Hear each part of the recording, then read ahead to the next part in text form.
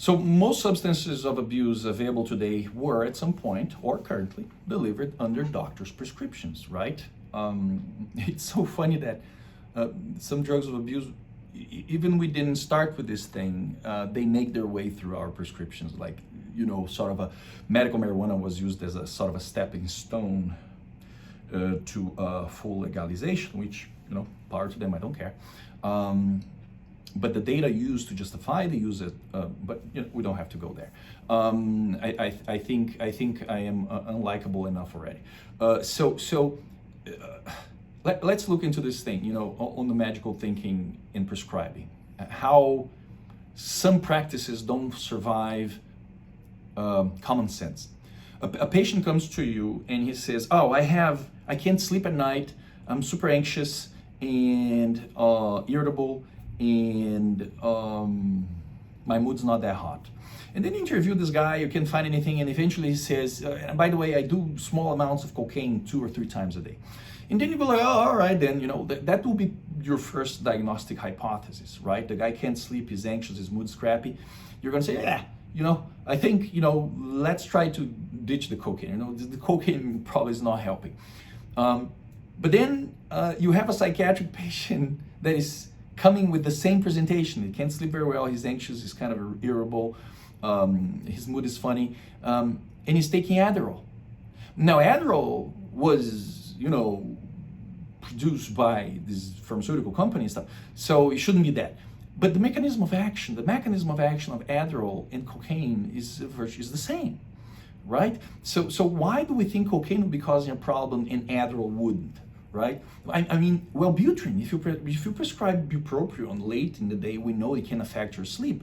And the reason for that is because it's also a dopamine and norepinephrine reuptake inhibitor, just like cocaine and Adderall, except that it's sort of it doesn't act so fast and acutely like those two guys. Nevertheless, it's a drug of abuse, and patients that are addicted to stimulants in the absence of their drugs of choice, they may snort Wellbutrin. So, you know, we don't prescribe those to people with addiction. And similar, you know, to what we spoke about, Seroquel and gabapentin. The other example, so the guy comes to you and says, "I can't sleep at night, I'm not working well, I'm anxious, irritable, my mood is funny. By the way, I drink 5 nips of vodka through the day." And then you're gonna say, "Oh, come on, man, that's the booze," right? Nobody's gonna question that. But if the patient comes with the same presentation and is taking benzodiazepines that have the same mechanism of action, does the same thing, you know, virtually the same thing to your brain, then no, benzodiazepine is a medication. So do you see how absurd this is, right? And